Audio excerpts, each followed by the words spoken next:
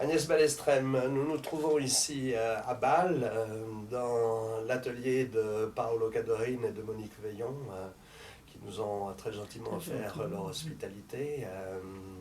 Pour quelle raison passes-tu à Bâle, à part celui de cet entretien, mais tu étais dans la région? Oui, j'étais à une réunion de mon ancienne école, de l'autre côté du lac de Constance. Donc, l'occasion était idéale pour venir jusqu'ici, pour cet entretien. Quel type d'école était ça? C'était un pensionnat de filles avec des sœurs, mais assez spécial, qui a d'ailleurs eu une influence, je crois, sur mon choix de la profession. Absolument, parce qu'il y avait la possibilité d'apprendre un métier, un artisanat. Ah oui, Oui, oui. Et à j'ai fait de l'époque la... déjà? À l'époque C'est pas déjà. que tu sois si âgé, mais quand même. Oui, oui, oui. C'était dans les années 50. Oui, c'était sur la base d'un principe de Pestalozzi, je crois, Oui, qu'il fallait former l'esprit, absolument. les sentiments et la main. C'est sur cette base que l'école, là, au fond, a été mise en Heinrich fonctionner. Pestalozzi, Heinrich Pestalozzi, c'est ça. qui était suisse, Et qui était suisse, oui, c'est ça. Fameux d'origine éducateur suisse. d'origine Et, tessinoise, ah bon? et qui avait ouvert des maisons Yeah. d'éducation, Yeah. en particulier Ah à oui, Zurich oui. et dans d'autres endroits. Alors en à plus, Vernon. c'était des sœurs d'un ordre bénédictin, et la règle bénédictine parle toujours du ora et labora. Donc la prière c'est très bien, mais il faut travailler aussi. L'interprétation moderne Oui, peut-être. oui. Mais... Donc ça, au fond, ça allait très bien avec Pestalozzi. Et ça t'a marqué? Et ça m'a certainement marqué parce que j'ai très rapidement profité de cette possibilité. On n'était pas obligé de faire ça, mais on avait la possibilité. On pouvait mettre, pour regarder ce que ça convenait. Il y avait plusieurs, on pouvait faire de la couture. Alors ça, c'était loin de mes intérêts, de mes capacités. Mais on pouvait faire de la sculpture de bois, faire tourner le bois et la menuiserie.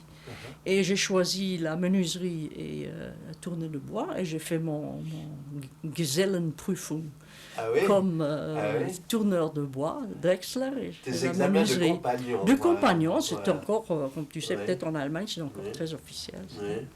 Comme au Moyen-Âge, au fond. Mhm.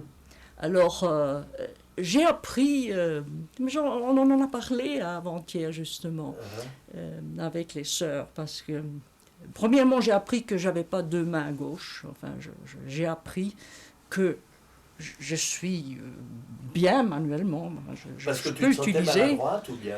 Non, mais Non. quand tu vas plus loin que le quotidien, que tu apprends vraiment un métier, tu comprends, voilà, bon, ça fonctionne. D'accord. Si tu veux, je le savais avant, parce que je me débrouillais toujours, mais là, bon, ça c'est sûr. Mais tu es ambidextre J'ai, ou bien tu es ambidextre ou bien tu es droitière? Je suis droitière. Droitière. Oui. Oui, c'est ça. Mais cet apprentissage t'a permis de développer. Ouais, ça, oui, bon, ben, la gauche oui, aussi. c'est pas tellement. Non, Non. c'est pas un point très important. Mais enfin, on sait qu'on sait travailler et qu'on aime travailler avec ses mains. Deuxièmement, évidemment, on a eu de matériel, Kunde, donc on a appris beaucoup sur les matériaux. Ça, c'est dans la règle de la formation professionnelle en Allemagne. On a appris d'utiliser des machines dangereuses. Donc on a appris d'utiliser des choses dangereuses avec intelligence et attention, etc. Ça t'avertit. Donc ça ne fait rien si c'est une raboteuse mécanique, finalement. Il y a d'autres moments dans la vie qui sont potentiellement dangereuses, mais si tu les approches de manière intelligente, you can cope. Hein, on le domine. C'est aussi quelque chose que j'ai appris. Je n'avais pas la sagesse de savoir ça dans le temps. C'est maintenant que je me réalise.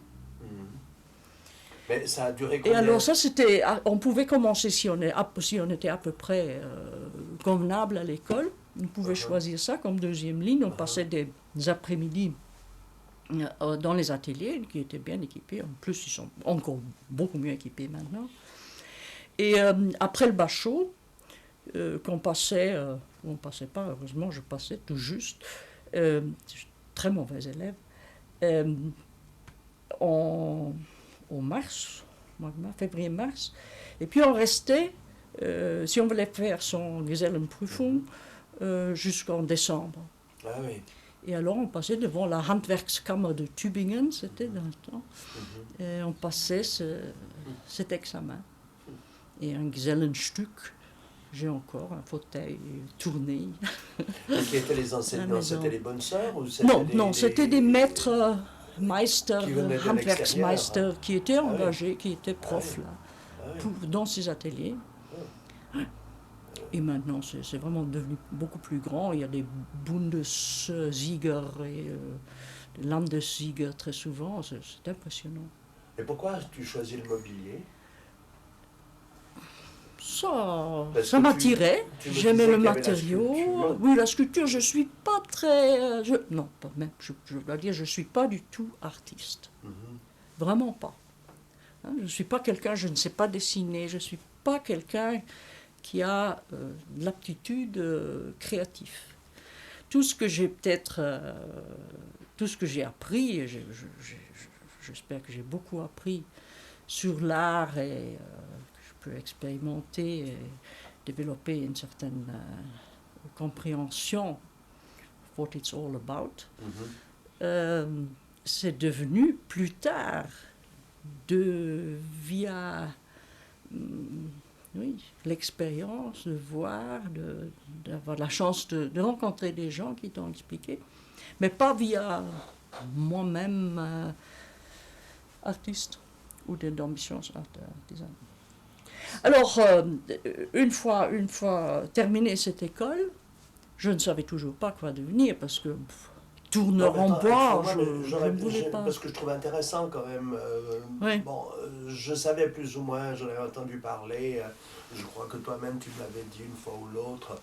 Mais ce que je trouve quand même assez fascinant, d'abord qu'on puisse apprendre déjà un métier si jeune, parce que tu avais quel âge? Moi, j'avais 12, 13 ans? Non, plus tard. On faisait son bachot à ce moment-là, genre à 18 ans, je crois. Non, parce que tu m'as dit que tu étais resté 7 ans. Oui, dans cette institution. Oui, dans cette institution. Mais le travail dans les ateliers, ou le choix qu'on te donnait, ça venait beaucoup plus tard. Ça venait à partir de là, je crois, 3 ans avant le bachot. Ah, c'est ça. Quelque chose comme ça. C'est ça. Oui. Et c'était chaque après-midi? Alors, non, pas chaque après-midi, parce qu'il y avait encore les travaux pour l'école, évidemment. Mais aussi, je dois dire qu'on me voyait plus souvent dans les ateliers à un certain moment que derrière mes bouquins. Ça n'a pas fait du bien à mon bachot, finalement.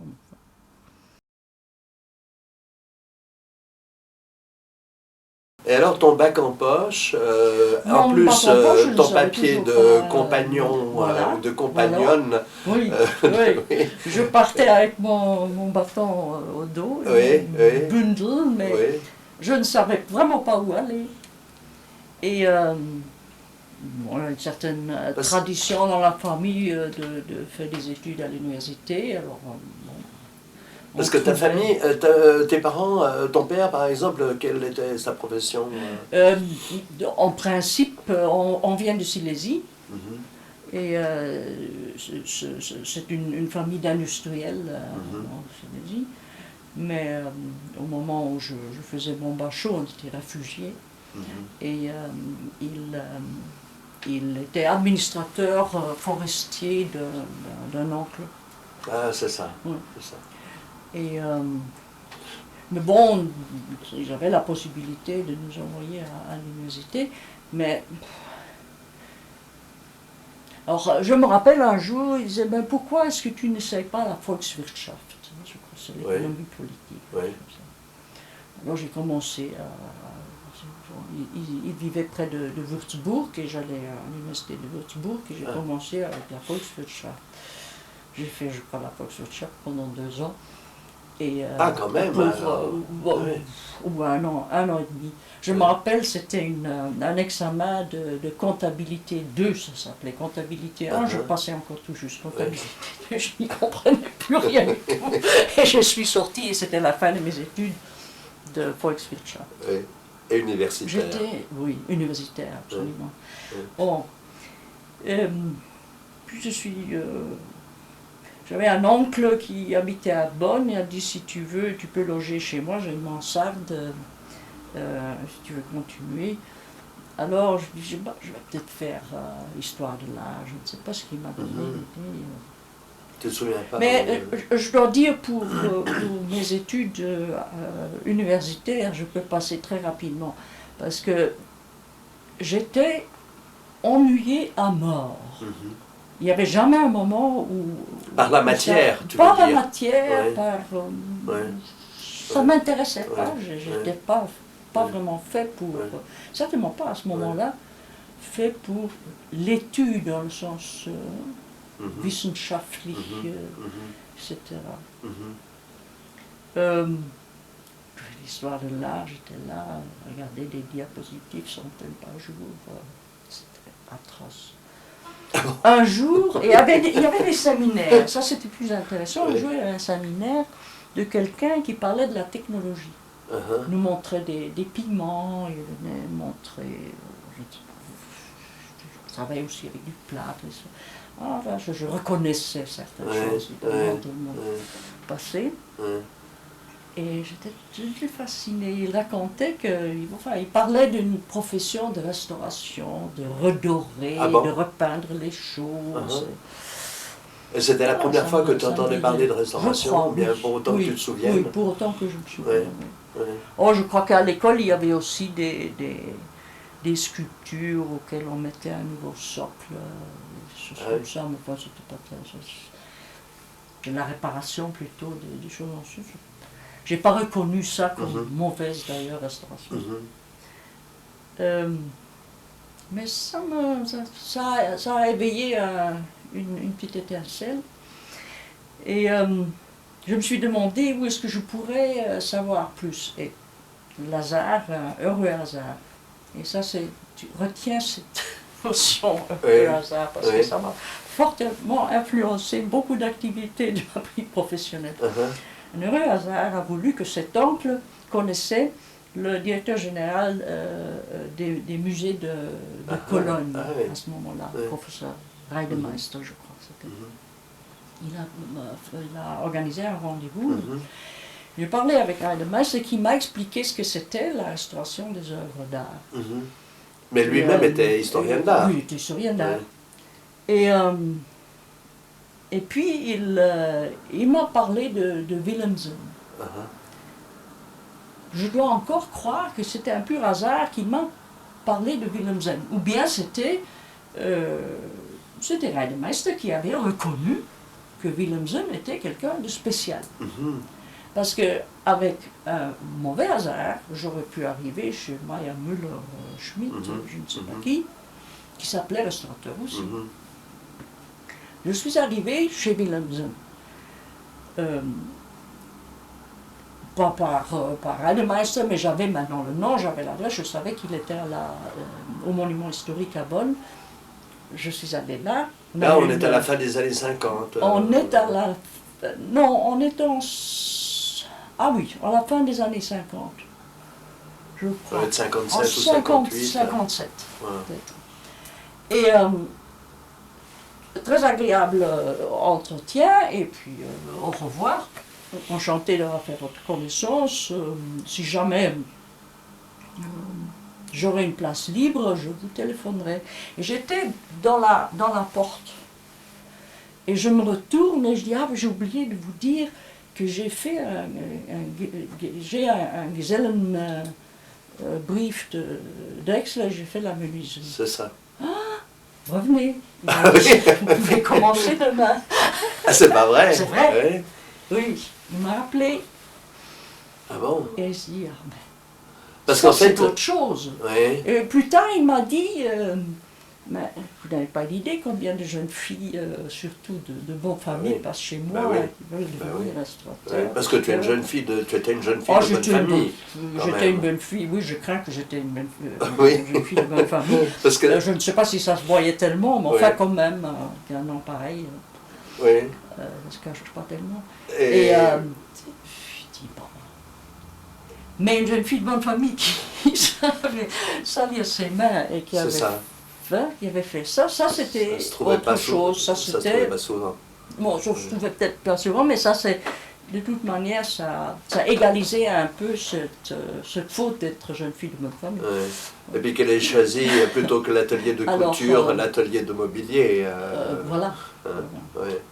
Et j'ai commencé vraiment pratiquement le lendemain, j'arrivais là. Mais ce qui m'étonne, c'est que tu n'aies pas dit ça à Willemsen, que tu t'en souviens seulement au moment où tu passes la porte.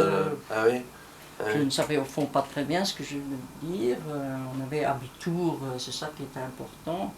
Tu étais timide parce que tu as vaincu cette timidité ou bien c'était une timidité naturelle toujours timide. De jeune fille Oui, non, mais j'ai toujours. Tu n'étais pas particulièrement timide. Je suis plutôt. Oui, plutôt. Ah oui. Maintenant, à mon âge, ça se cache mieux, mais enfin, sur le fond, je suis plutôt timide. Bon, mais...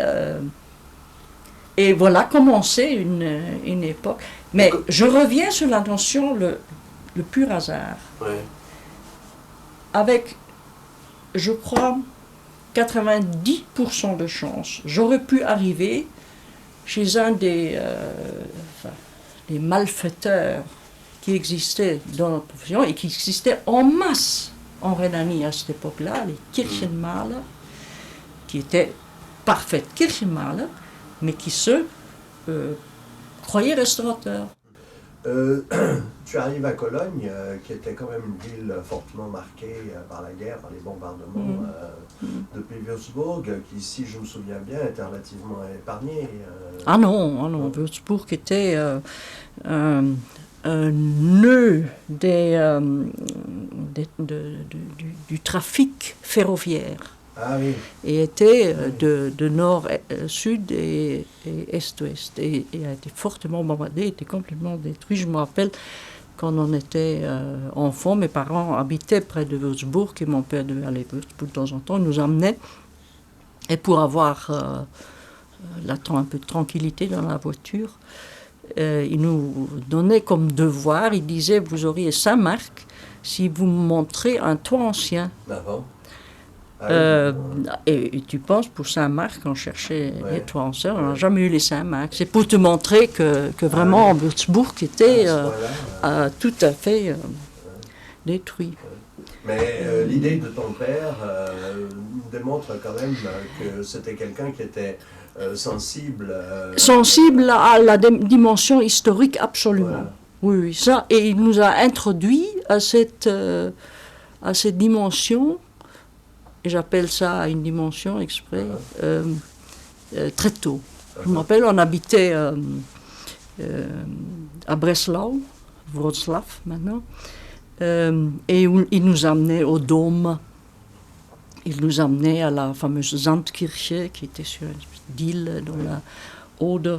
Il nous amenait au Château Royal, où il y avait le lit dans lequel dormait Frédéric II de Prusse, son fauteuil quand il avait des rhumatismes. Bon, pour nous, à ce moment-là, c'était peut-être un peu comme une visite au théâtre, quelque chose comme ça, mais au fond, c'était dimension historique. Et je crois que ça jouait un rôle aussi. Certainement. Ça sensibilisait. Ce milieu familial. Le milieu familial, oui. Historique, artistique. Absolument. Et donc tu arrives à Cologne, tu entres en contact avec Willemsen. Comment était le professeur Willemsen? Willemsen était un vrai Rhénanien, très gai. C'était vraiment un grand homme,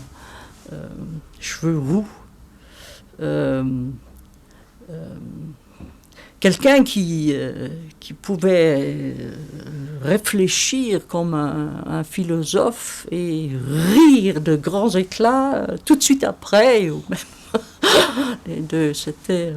En plus, il était un professeur sérieux, mais pas un professeur académique. Il disait pas, il faut faire ça. Non, on va faire ceci ou cela pour telle ou telle raison. Toujours.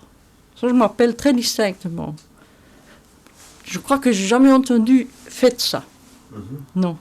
On va faire cela pour telle et telle raison. Et alors, au début, évidemment, on faisait et on ne discutait pas. Mais après un an, je dirais, et on était un bon groupe. Vous étiez nombreux? On était peut-être à... je crois qu'on était à 3 en formation proprement dit, et il y avait encore 2 dames qui travaillaient là, mais qui étaient plutôt des mains qui aidaient. Les jeunes en formation, c'était des collègues assez connus finalement. L'un était Jochen Haak, qui est maintenant à Munich, qui était longtemps restaurateur en chef. Enfin, il était restaurateur en chef avec moi à Bonn quand je suis revenue dans les années 70. Et puis il est allé à Munich, il était en chef du Bayerische Landesmuseum. Et il a formé la formation à la Technische Universität à Munich, au restaurateur ces dernières années. Je crois qu'il doit être pensionné maintenant. Donc, Jochen Haak était là et Klaus Endemann était l'autre. Endemann qui est allé au monument historique de Westphalie après, et puis au Bayerische Schlössermuseumsverwaltung à Munich plus tard. Donc, tous aussi des collègues qui ont continué dans la profession, vraiment dès le début jusqu'au bout. Et Willemsen lui-même, quel avait été son cursus il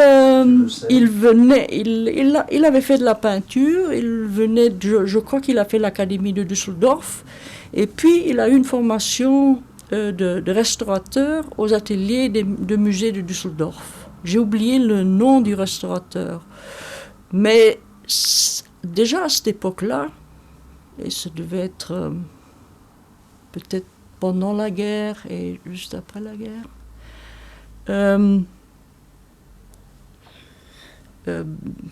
il devait y avoir quelqu'un qui était quand même... et c'était une formation qu'il avait reçue, qui était une formation de généraliste, c'est-à-dire... Non, c'était surtout peinture. Oui, Willemsen était au fond restaurateur de peinture qui a, je crois, lui, découvert la sculpture et le phénomène de la sculpture polychrome. Je crois vraiment personnellement. Plus tard, c'était peu d'années qu'il jouait. Il a certainement rencontré Taubert, il a certainement lu les publications où il a eu contact avec Straub et Bracher. Mais comme souvent, les grands esprits se rencontrent. Hein. Il y a des gens à des endroits tout à fait différents qui n'ont pas ou peu de contact, qui découvrent le même genre de choses parce que le temps était mûr, peut-être. Hein. Le moment était venu. C'est ça. Tu crois? Je crois. Je crois. Oui, situation. Absolument. Oui. Je l'ai rencontré en d'autres contextes. Et alors, c'était évidemment l'époque pour la sculpture, non, pour la peinture était déjà, la restauration de peinture était assez développée. Et je dois dire que il joue de regarder une peinture, de parler d'une peinture, et du phénomène pictural, et évidemment aussi la technologie, mais toujours les deux au fond. Ça a commencé chez Willemsen. Et c'était, d'ailleurs, pendant que j'étais là, il publiait son article « La restauration est un problème technique », où il dit bien sûr que non, et il explique. c'est tôt, hein, les années 50. La fin des années 50. Oui. C'est la fin des années 50. Et pour la sculpture, c'est vraiment l'époque du couteau de poche et de la clé de la voiture grattée. Ah, il y a quelque chose en dessous, alors on enlève ce qu'il y a dessus, il y a la pelle et on laisse, il reste ce qui reste. Il a commencé. Dans toute l'Allemagne, c'était cette expérience-là. Oui. Ah oui, absolument, absolument. Oui. À Munich, je crois même même avant Taubert, ils commençaient certainement à traiter des sculptures qui n'étaient pas surpeintes. Ils existaient avec grand respect. Et peut-être dans certains grands musées où il y avait des sculptures non repeintes avec polychromie originale, ça se respectait. Mais dans tout le contexte des monuments historiques, c'était vraiment la catastrophe. Et donc Willemsen est en fait l'un des tout premiers. C'était si certainement à être sensibilisé à ce problème de la polychromie. Et je dois dire qu'il a vraiment découvert, parce qu'à ce moment-là, il n'y avait pas de publication là-dessus, au moins pas de publication vraiment accessible. Et lui, avec les Bracha-Delli-Staub et les Taubert, qui ont tiré l'attention sur les effets mat et brillantes, toute cette gamme très sophistiquée qu'on rencontre en polychromie, qui n'existe presque pas, beaucoup moins dans un autre contexte en peinture, et qui est essentiel pour la sculpture polychrome. Ça, il a découvert, mis en évidence, interprété, point de vue phénomène optique, jeu de lumière sur le relief, et tout ce genre de choses. Ça commençait, dans les 3 ans que je passais chez lui, ça se développait une discussion. Plus qu'on découvrait, plus qu'on... Il y avait beaucoup... C'était absolument passionnant. Je ne le savais pas, c'était passionnant, parce que c'était passionnant, mais maintenant je me réalise que c'était vraiment phénoménal, au fond.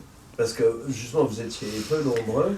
On était peu nombreux, on était tous très intéressés, très concentrés.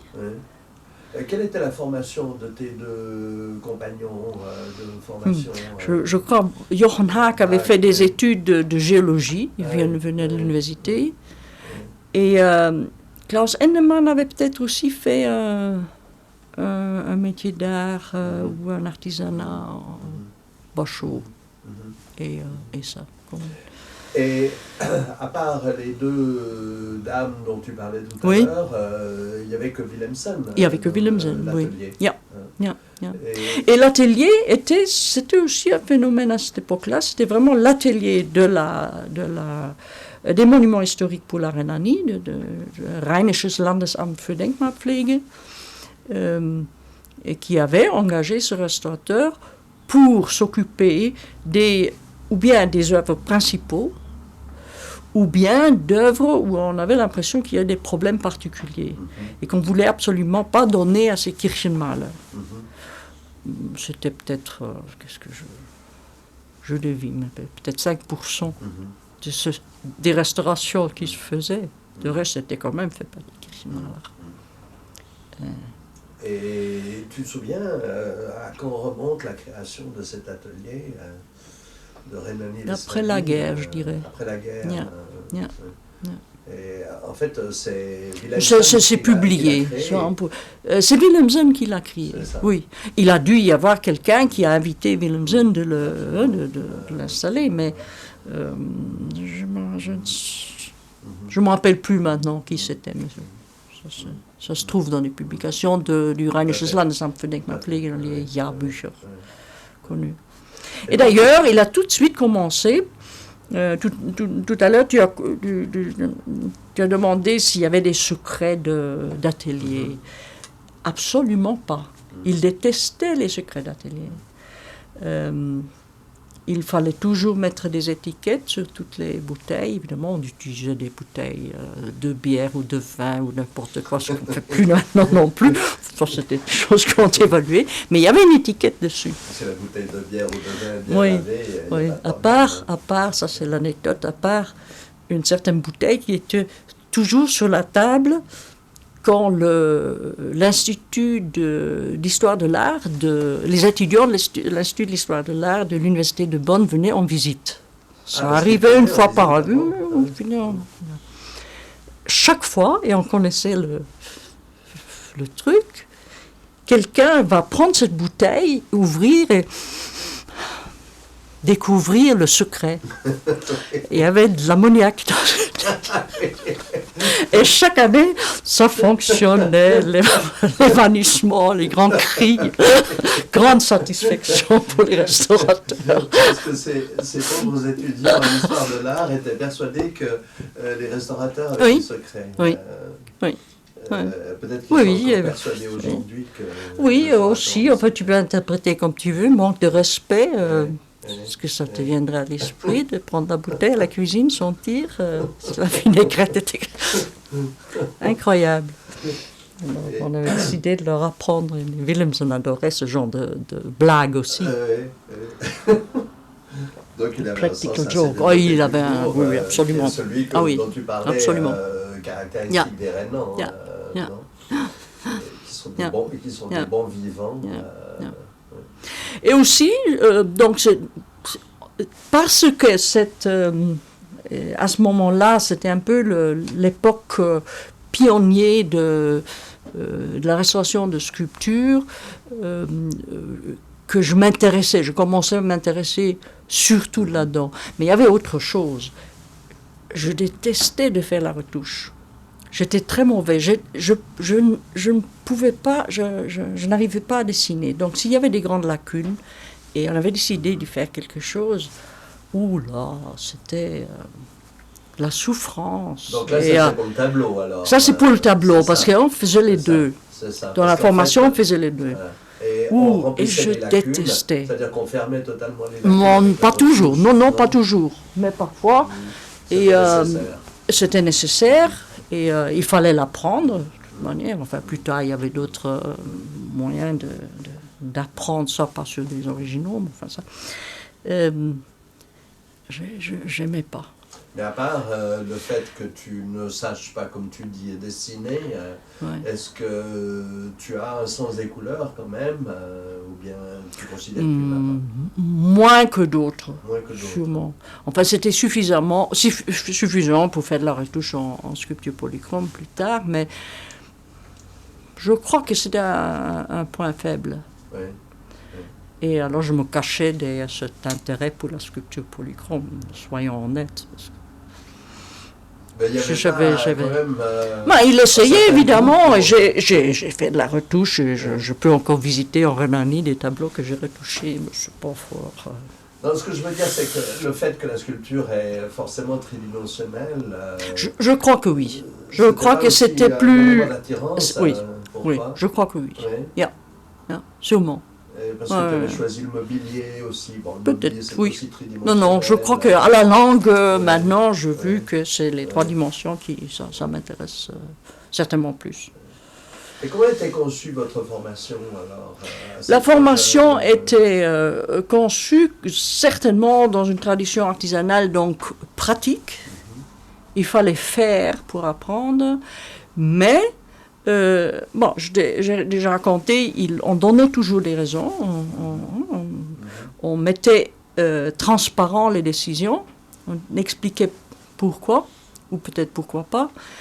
On discutait beaucoup, Willemsen parlait de ses raisons de plutôt prendre un matériau qu'un autre. Il avait des préférences. Des doutes, et il exprimait ça. C'est ça. Mais à part ces relations en atelier, devant les œuvres, autour des œuvres, est-ce que il vous proposait de suivre des cours d'histoire de l'art, par exemple Pas vraiment. pas vraiment. Non. Votre formation non. s'est fait uniquement en atelier? Je faisais uniquement à l'atelier. Ils nous faisaient lire. Mhm. On devait lire le Dörner, Berger, puis à un certain moment il y avait Straub. Ça oui. Et puis il parlait, il communiquait ses connaissances sur les matériaux, certainement. La technique picturale, des notions comme transparence ou densité. J'ai approfondi avec Filippo plus tard, mais c'était des notions dont on parlait à l'atelier. Et plus tard, lorsque tu parles de Filippo, c'est... c'était beaucoup plus... Oui, mais j'étais aussi plus mûre, j'étais préparée à comprendre toutes l'attitude de Filippo devant une peinture, du père Filippo. Dans l'institution religieuse où tu avais fait ton bac et ton papier de compagnonne, ta formation de compagnonne, tu avais des cours de langue aussi? Oui, mais ça c'était... Enfin, j'étais très mauvais élève. Et j'espère que cette histoire vivante peut montrer que des mauvais élèves peuvent encore faire une carrière professionnelle assez intéressante, la mémoire vivante. Alors je ne suis pas gênée. Oui, mais je ne l'avais pas. Donc avant le bachot, on m'envoyait en France c'était le français surtout. J'avais fait le latin pendant un moment, qui était utile, je détestais, mais c'était certainement utile. Et le français, parce que c'était zone française encore à cette époque-là. Et donc avant le bachot, on m'envoyait garder des enfants et au père, je crois, en France. Et ça a énormément aidé. Mais enfin, tu te souviens où dans quelle région de France? Oui, à Paris. À Paris? À Paris, oui. Et la région de Paris. Près de Paris. Mais... Non, je ne peux pas dire que j'étais douée pour les langues. Ça, c'est aussi développé plus tard par la nécessité et par le sens de communiquer avec des gens intéressants. Ça, c'est aussi le grand profit que j'ai eu de cette profession. Mais ça, tu avais déjà ce goût, étant enfant, de la communication? Non. Tout ça venait avec la fascination du métier. Sûrement. Et donc à Bonn, la formation dure combien d'années? Dure 3 ans. Et puis ils nous mettaient dehors. Ils nous mettaient vraiment dehors. Et on allait tous les trois différents côtés, je crois. Klaus Endemann allait chez Taubert. Et moi j'allais à Bruxelles. Il m'a dit, essayez, vous avez appris le français à l'école, essayez d'aller dans cet institut dont j'ai entendu parler, à Bruxelles. Donc ils vous jetaient dehors, mais en fait... Mais ils nous orientaient, ils donnaient des conseils et ils nous aidaient d'arriver. Je ne me rappelle plus où Jochen Haak allait à ce moment-là. Et pourquoi, au bout des 3 ans, mais il dit, vous avez appris ce que je peux vous apprendre et maintenant, il faut vraiment... prendre le Wanderstab. On est toujours dans la tradition artisanale, au fond. C'est cette idée du maître qui transmet ce qu'il sait, et puis hop, il faut aller chez le prochain. Et je vais revenir là-dessus dans toute notre conversation. De nouveau un hasard, que je suis arrivée chez Cormans, dans une institution qui était aussi en pleine évolution.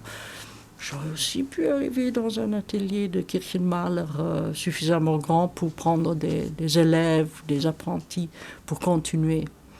Oui, c'est de nouveau de la chance. Oui, il était suffisamment critique de ne pas nous envoyer, peut-être. Oui, d'accord. Non, ok, de chance, non. Non, d'accord. Non, mais peut-être la chance que je pouvais me débrouiller en français. Pensait-il, je ne sais pas si c'était vrai à ce moment-là. Oui, c'était probablement vrai. Et ta famille, comment considérait ce choix de la restauration? Bon, ils trouvaient ça étrange, mais bien. Ouais. Willemsen m'a d'ailleurs écrit un Zeugnis, comment est-ce qu'on dit, un certificat très enthousiaste, bien. Alors évidemment, mes parents étaient très fiers. J'étais encore rien. Et donc ils étaient tout à fait d'accord que tu partes. Oui, absolument. Oui. Et là, quand même, de nouveau, de la chance, parce qu'il n'y a pas de mérite là-dedans, c'est vraiment des moments de chance. Un autre oncle, un cousin lointain de mon père, était attaché culturel à Bruxelles. Ah. Qui disait, je vais essayer, il y a un accord culturel entre la Belgique et pour te trouver une bourse, pour aller j'aurais pas pu payer ça. Parce que tu partais avec l'intention de rester combien de temps à Bruxelles? Un an. Un an. Oui. Et ça a fonctionné, j'ai eu une bourse, et j'ai commencé là.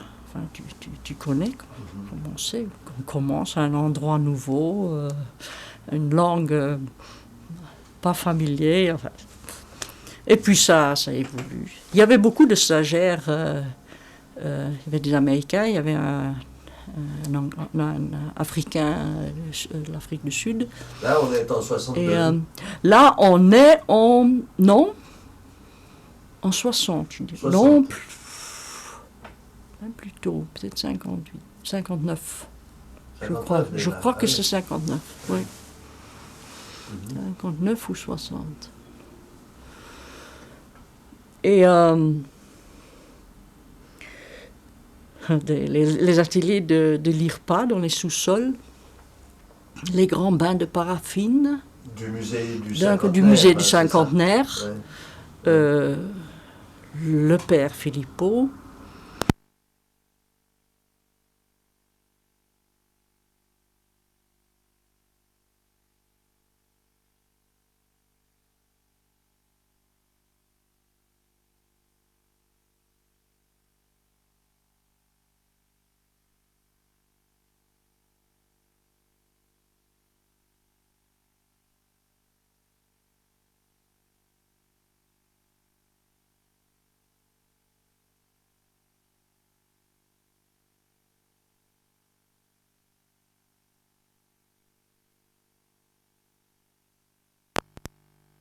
Avec un standard très haut en sculpture polychrome, avec toute la notion de la sculpture polychrome, de la polychromie. Hein.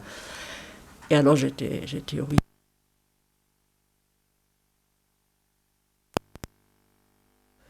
C'était très impressionnant. Tout de suite, on apprenait. On était devant un tableau, il parlait. Il ne parlait pas nécessairement avec toi, il parlait peut-être avec Nicole, qui était déjà, Nicole Goudkebur, qui était déjà depuis un certain temps chez lui. Mais nous, très discrètement, on se mettait derrière Nicole et on écoutait. Et il parlait. Parce que tu étais considérée comme stagiaire étrangère. Oui, comme les autres. Oui.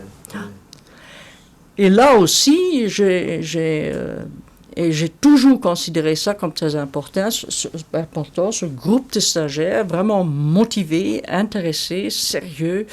Les discussions sur le métier, sur le phénomène des objets d'art ou de l'œuvre d'art, ce qu'on y faisait, les phénomènes de détérioration, ça ne s'arrêtait jamais à la porte de l'atelier. Ça continuait des soirées entières avec beaucoup de vin rouge dans les petits restaurants de Bruxelles, chez l'un ou l'autre à la maison. C'était, je dirais, presque 50% de la formation probablement. Hein, l'un était pendant la journée et l'autre était pendant la soirée. Je dirais que c'était presque aussi important. Du fait, très dense et plein de... Même que tous ces stagiaires venaient d'horizons différents, avaient peut-être des formations différentes, des expériences. Des spécialisations déjà peut-être différentes. Aussi, mais ça allait surtout la peinture. Mais c'était des gens intelligents, il y en avait aussi qui étaient souvent moins partie du groupe, mais ceux qui étaient vraiment motivés, intéressés et qui voulaient, étaient aussi des gens critiques, évidemment. Il y avait beaucoup de gens qui étaient fort critiques de ce qu'ils faisaient. La retouche à la détrempe, enfin, c'est pas réversible, ça se fait pas. Bon, j'avais jamais pensé à ça, au fond, mais ah oui, c'est vrai, au fond. Et très critique. Bon, moi, j'étais fort critique du bain de paraffine. J'essayais de vendre ça. Et, est-ce qu'on faisait le vide d'air pour que la paraffine pénètre bien? Non. Non, c'était pas nécessaire. Elle était chaude, donc l'air, même pas très très chaud. Enfin, je parle à paraffine fond, quelque chose de raisonnable. Mais enfin, 80, 90, c'est bon. Et l'air se réchauffe, l'air à l'intérieur du bois sort, blablabla, et la paraffine entre. C'est ça. Et alors la prochaine fois que l'œuvre rencontre un rayon de soleil, la paraffine ressort en cascade. Formidable. Ça c'est tout un sujet, oui. Vraiment. Des larmes, des vierges avec des larmes dans les musées en Belgique, c'était absolument des miracles. Oui, histoire de la restauration. Tu as réussi à condamner non. Non, et je dois dire évidemment, plus tard, je dois avouer qu'il y avait d'objets où j'ai moi-même plus tard choisi de les traiter de cette manière-là. Je ne le ferai plus maintenant. Non. Parce qu'il était impossible de garantir, on pouvait toujours écrire un rapport, on ne le mettait jamais au soleil, mais tu sais ce que c'est, hein, les rapports, ça disparaît dans la documentation et l'œuvre va être envoyée à une exposition, et le phénomène commence. Mais les bains de paraffine n'existent plus dans les ateliers de l'IRPA, ça il faut dire aussi depuis de nombreuses années. Mais c'est pas moi qui les ai enlevés, c'était Myriam Cercle. Elle a réussi à les enlever.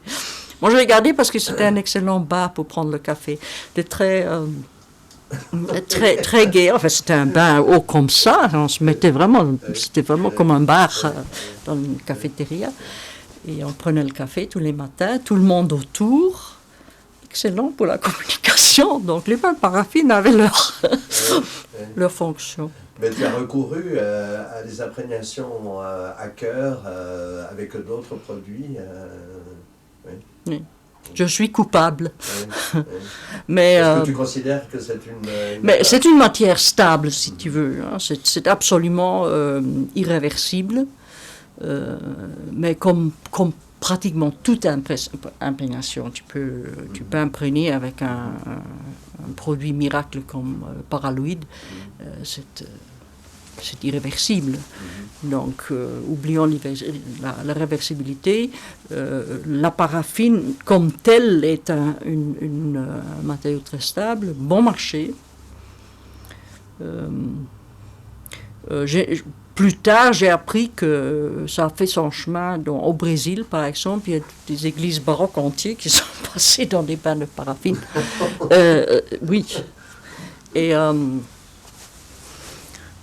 c'était un stagiaire brésilien qui nous a raconté. Il mettait un petit feu, il y avait une baignoire pleine de paraffine. Il mettait le feu en dessous parce qu'il n'y avait pas d'électricité dans l'église.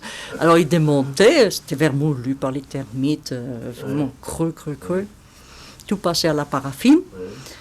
Et quand il voulait le remettre, chaque objet avait augmenté de je ne sais pas de combien de fois, 10 fois, 20 fois son poids. Alors ils avaient un problème de montage. Mais ils étaient durs. Pas en bois, mais en paraffine. Enfin, des horror stories, évidemment.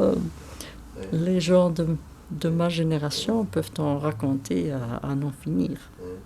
Mais tout à l'heure, tu as qualifié le paraloïde de produit miracle.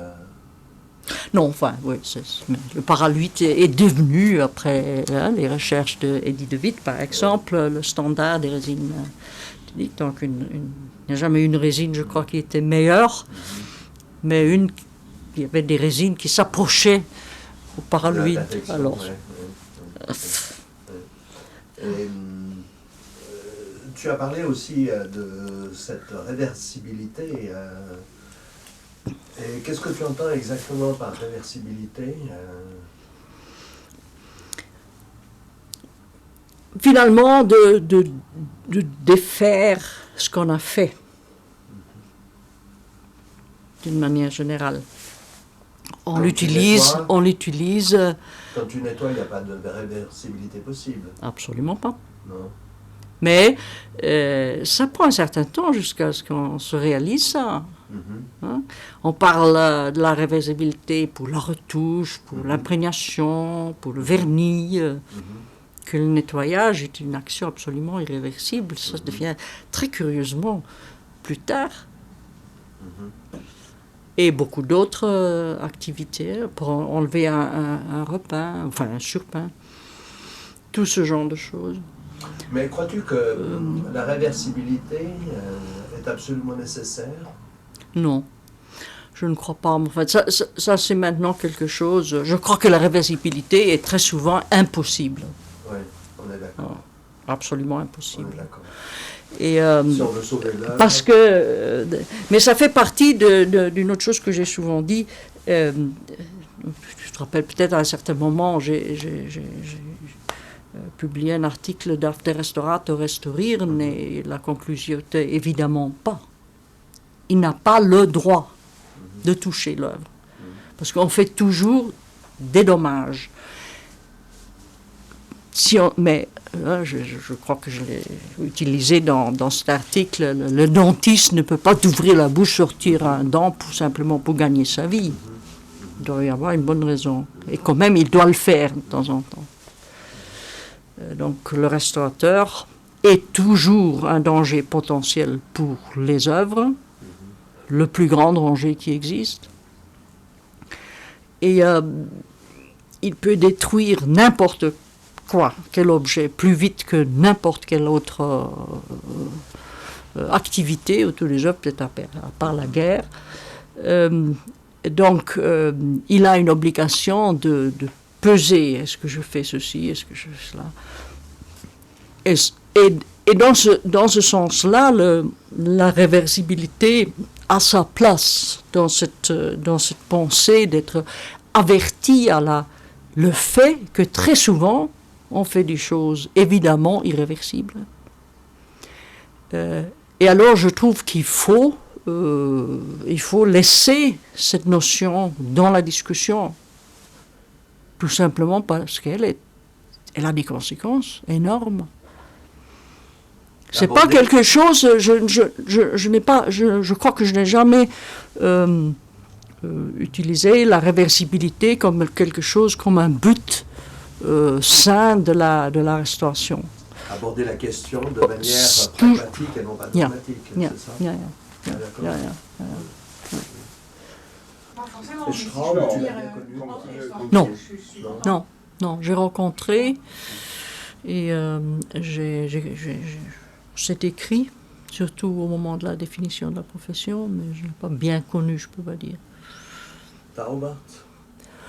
Taubert, mieux que Straub. Tu as envie de parler de Taubert?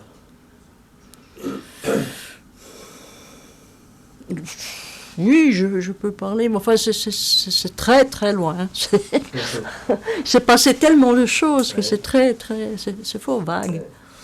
Je sais évidemment qu'ils étaient importants dans ma formation, pas tellement technique, mais intellectuelle. C'est sûr. Mais je n'ai jamais travaillé chez Taubert. J'ai une fois passé, au moment où je préparais la bibliographie pour le Studies in Conservation, qu'est-ce que c'était, 70, je crois. J'ai passé un mois à Munich pour chercher dans sa bibliothèque. Dans la Bayerische Staatsbibliothek, etc. Enfin, on m'avait donné un mois. Ça, c'est la biographie sur la sculpture polychromée. C'est ça, hein, oui, qui a été publiée dans le Studies in Conservation. Et c'est là, en fait, ce fameux article qui est... Parce que toi, tu fais la biographie. Oui. Et puis, Paul Philippot fait l'appel. Peut-être, oui. Voilà. C'était un espèce de double numéro. Je crois concentré. Même ça, je ne suis plus très... J'aurais dû revoir ça avant de... Non, ça n'a pas d'importance. Oui. Okay. Non, Bruxelles était certainement très important. La première partie de Bruxelles, la première année, c'était une orientation. On s'était confronté avec l'Institut comme tel, l'idée de l'interdisciplinarité que Coremans, évidemment, propageait très fort. Le laboratoire. Et de Coremans, tu as envie de parler?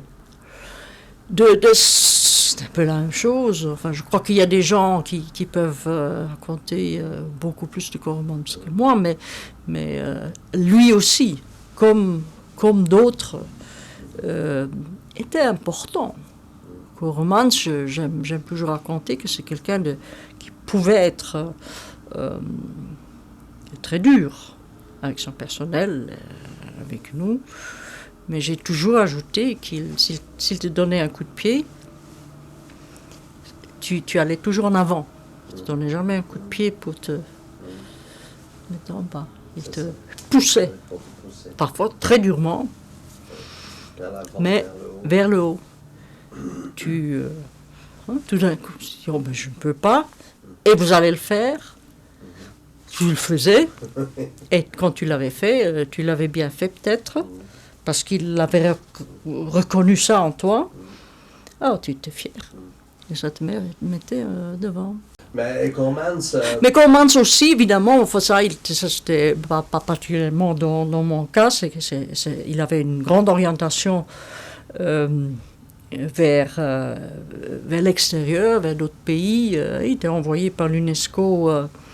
Des missions internationaux, il faisait venir beaucoup de gens d'autres pays à l'IRPA, et ça aussi était très important pour nous. Parce qu'on rencontrait les gens, on parlait avec eux, j'ai rencontré des masses de gens qui commençaient à venir comme visiteurs et regarder au-dessus de ton épaule pendant que tu travaillais sur une pièce, et Coremans qui disait racontez ce que vous faites, on racontait. Ça, pour commencer, était déjà très didactique parce que chaque fois, tu sais, quand on parle de ce qu'on fait, c'est bien, ça définit mieux ce qu'on fait, pourquoi. On réagit aux questions de ce genre. Et il y avait des masses de gens que plus tard on disait ah ben oui, je l'ai rencontré, tiens voilà la publication. J'ai oublié le nom, mais toute la palette des personnages de la conservation de ce moment-là passait à l'IRPA à un certain moment. C'est ça. Et Coremans, c'était un chimiste. C'était un chimiste d'origine, oui. D'origine, qui s'est intéressé au problème de la conservation. Et qui, je crois, sous l'influence, le contact avec Albert Philippot, a compris que l'œuvre d'art est plus que la matière. C'est-à-dire que la matière est nécessaire pour porter l'image, le message, tout le contenu de l'œuvre, mais pas plus. Il fallait bien le conserver. Mais... Lorsque tu es arrivé à l'IRPA, tu as senti le rapport, parce qu'en fait c'était les deux personnages importants de l'IRPA, c'était Coremans et Albert Philippot, oui. Même si Albert Philippot ne faisait pas partie réellement du système administratif de l'IRPA, il était libre. Comment as-tu ressenti en fait le rapport Coremans-Philippot? Coremans venait très souvent à l'atelier, il parlait, et si je me rappelle bien, Albert Philippot prenait plaisir de lui montrer ce qu'il voyait lui. Et Coremans comprenait très bien qu'il valait la peine d'écouter, de voir. Et Snijers, plus tard, peut-être encore plus, avec grand plaisir à parler avec Albert Philippot. Et il trouve ça magnifique. Il y avait une rondeur dans le personnage, non seulement physique, de René Slegers, qui peut-être le portait à ce genre de discussion. Oui. Pas davantage. Coremans c'était un personnage sec plutôt, mais rigoureux, oui. Mais enfin, il a été bien décrit dans les bulletins. Mais il ouvrait, au fond, il ouvrait un monde. D'un côté, Albert Philippot était orienté vers les objets. Tout le groupe autour de lui également. La discussion allait toujours autour, la plupart du temps, un tableau, le problème, les intégrations de lacunes, évidemment la National Gallery controversy est utilisée pour nous faire discuter. Tu en avais déjà entendu parler de cette controverse? Oui, ça faisait partie de la littérature chez Williamson. Ça, c'était un côté. Mais Coremans nous orientait vers d'autres sujets. L'interdisciplinarité, la formation du restaurateur, à un certain moment. Enfin, il y avait une évolution dans le temps. Parce que pour lui, c'était vraiment l'interdisciplinarité, ça n'était pas simplement la pluridisciplinarité. À ce moment-là, on ne faisait pas cette distinction. Mais tu comprends que je parle d'utiliser deux mots? Oui, je ne suis pas sûre de ton interprétation, mais je crois qu'il rêvait vraiment de ce qu'on se mettait autour de l'objet pour... les différentes professions. Les différentes professions. C'est ça. Et résoudre les problèmes, l'un sur la base de ses connaissances, sciences naturelles, l'autre la dimension historique. Ce n'est pas ce que c'était pas là, c'est jamais vraiment devenu la réalité à ce moment-là. Mais c'est ce qu'il voulait. Et nous on comprenait bien que c'est ça qu'il voulait. Et c'est ça qui était nécessaire aussi. Que c'était ça qui était nécessaire. Mais, comme tu sais, c'est encore toujours un grand problème. Oui. Ça se réalise très rarement. C'est un des grands problèmes. Lorsque tu as fait cette première année de stage, est-ce que les stagiaires participaient matériellement aux travaux de conservation de restauration? Ah oui. Ah oui, absolument, oui. On avait sa place, on avait son objet, mais évidemment, on n'était pas une institution de production. Hein. Il y avait énormément de moments où, par exemple, on allait autour de Philippot, ou bien Coremans venait chez Philippot, alors nous, on se précipitait et on était acceptés d'assister à leurs discussions. Mais oui, on retournait toujours. On passait pas des heures à boire du café et à discuter. Ça pas du tout. On prenait du café, mais c'était le travail sur l'objet qui nous intéressait. Et alors le café n'était pas suffisant pour nous... non, au contraire, il participait à l'élan. Oui. On le buvait et hop, on retournait à sa place. C'est ça. Et tu dis ça parce que tu penses que les choses ont changé maintenant ou bien... Non. Mais ça aurait pu. Enfin, on peut très bien aussi passer peut-être une heure ou deux à discuter autour d'une table et boire du café. Mais ça nous venait pas à l'esprit. On était vraiment fascinés par ces problèmes qui étaient là, par les objets. On voulait y faire quelque chose. Et comment expliques-tu que l'IRPA ait eu une succession de directeurs qui étaient tous des scientifiques, même tous des chimistes, et qu'il n'y ait pas eu d'historien de l'art, là, ou de restaurateur, éventuellement? Non, le restaurateur, c'est peut-être plus ça on peut s'imaginer, parce qu'il n'y en a pas tellement qui... peut-être qui voulaient ou qui étaient à même de diriger. C'était une très grande institution avec un personnel assez important, beaucoup plus important que maintenant. Je me rappelle qu'on était, je crois, 120 personnes à un certain moment. 320? Non, 120. Ah, 120. Oui. Mais c'est une grande institution. Quand tu es entré comme stagiaire déjà? C'était peut-être 80, mais j'ai vécu une très grande institution, oui, avec le centre des primitifs flamands et le centre d'archéologie en Belgique, etc. C'était grand.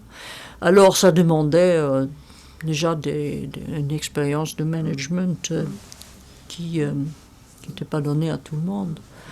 Non, la question que je viens de te poser, peut-être, oui, pour les laboratoires. À ma formation personnelle, qui était celle de l'ICR de Rome, où en fait il y a toujours eu des historiens d'art comme directeurs. Tu vois. L'IRPA, a été mis sur pied par Coromans, un chimiste. Le premier nom était Laboratoire central des musées de Belgique,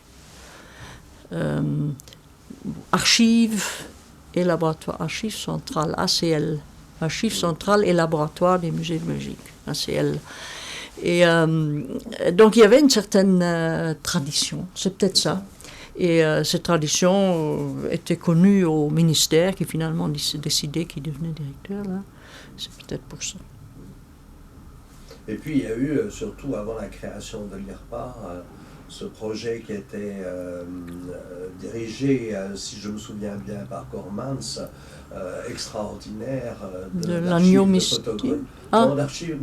Oui, d'accord, ça c'est pendant la guerre, oui. Des monuments historiques de Belgique, qui est absolument extraordinaire. Oui. Et puis après, il y a eu l'agneau mystique. Oui. Mais bon, toi, tu es arrivé, c'était déjà... Ah oui, c'était longtemps. Oui, absolument. Mais il y avait ce document remarquable qui était la publication sur l'agneau mystique, bien sûr, et ça c'était un must de lecture, évidemment. Et c'était peut-être un des éléments qui avait contribué au choix que tu as fait d'aller à Bruxelles, ou bien? Non, je crois que le choix que j'ai fait à Bruxelles, donc de continuer dans ma spécialité, c'était plutôt que j'étais la seule qui avait la moindre idée de ce que c'était la sculpture polychrome. Et évidemment, ils sont réalisés. Roger Marijnissen était à ce moment-là chef d'atelier. Il réalisait ça. Il reconnaissait qu'il avait là quelque chose d'intéressant, quelqu'un qui avait... une connaissance, même si pas encore une très grande expérience, mais quand même une bonne connaissance de base à ce sujet. Et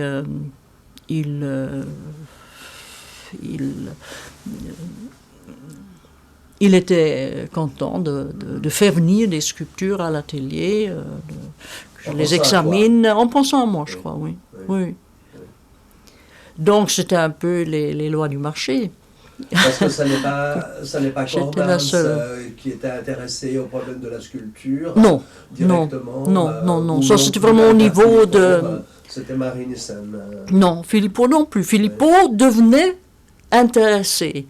Quand il passait parfois chez moi, quand j'avais une pièce intéressante, et je crois au début peut-être par gentillesse, et puis il aimait bien de m'entendre parler, parler avec une certaine passion évidemment, de ma discipline, de ma passion, et il aimait ça, et on entrait... Il accrochait. Évidemment, il connaissait aussi bien Taubert, il a évidemment aussi vécu les conversations entre Taubert et Paul Philippot, tout ça, donc il n'était pas tout à fait étranger au phénomène de la sculpture polychrome. Est-ce que tu viens de prononcer le nom de Paul Philippot?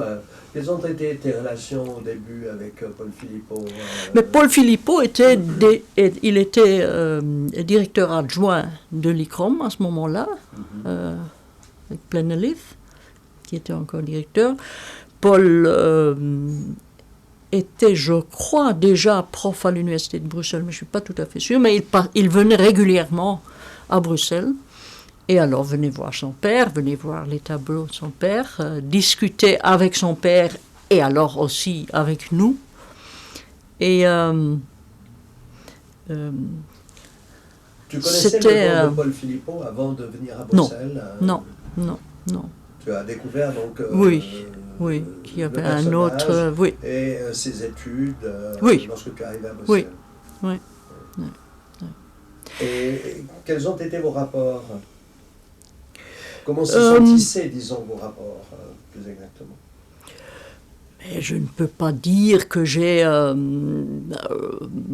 parce que d'abord, c'était un rapport d'un des stagiaires de l'IRPA, une entre d'autres. Donc, je crois que moi, j'ai plutôt regardé vers Paul Philippot. Il n'a certainement pas regardé vers moi à cette époque-là.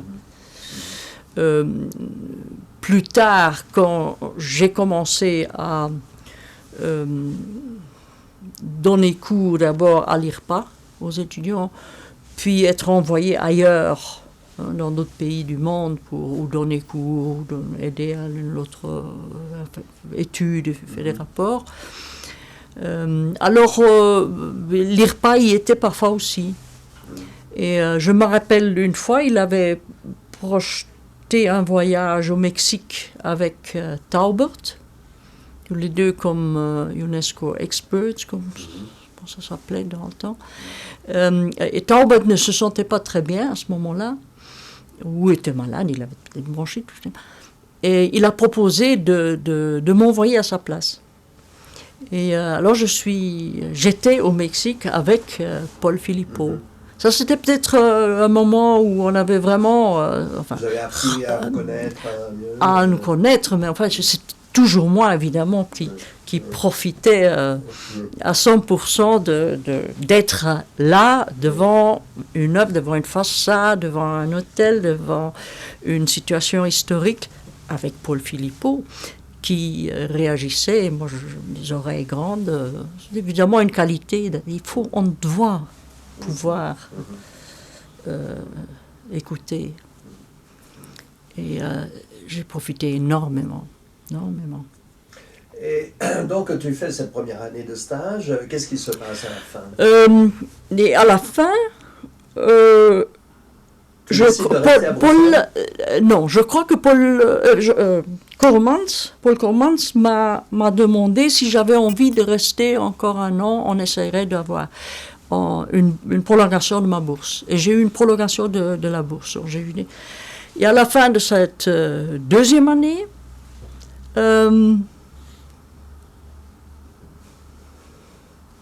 je ne sais pas si j'ai demandé, mais je crois qu'en effet, c'était plutôt... je ne me rappelle plus exactement. Je ne peux pas m'imaginer que j'ai demandé si je pouvais rester là. Je crois qu'on m'a proposé ça et j'étais ravie de dire oui, je veux bien. Parce qu'évidemment, j'avais des tas d'amis et j'avais un peu fait une position là. J'étais l'expert. J'étais acceptée comme expert. Et je suis restée là, toujours d'une année à l'autre comme collaborateur libre, et finalement comme collaborateur scientifique, je crois que ça s'appelait. J'ai une pension maintenant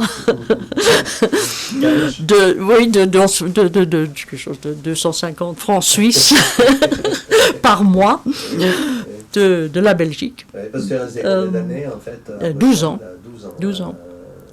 Et tu as vu donc une évolution aussi de l'IRPA, bien sûr, l'ouverture qui est de ton l'ouverture de la section polychromie. Polychromie, au moment, oui, surtout au moment où du nouveau bâtiment, on a aménagé le nouveau bâtiment en, je crois, 62. Mais enfin, tout ça a été publié, il ne faut pas relire. Là, je suis pas très claire sur les dates.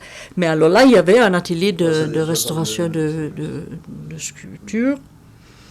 Et oui, c'est à ce moment-là qu'on commençait vraiment à fonctionner comme atelier de sculpture. Et aussi, l'IRPA commençait à prendre des étudiants étrangers d'une manière plus organisée, en général 8 par an, qui arrivaient au mois de novembre, ce qui était terrible parce qu'ils venaient, je ne sais pas, du Brésil ou de Thaïlande au mois de novembre à Belgique, c'est pas évident.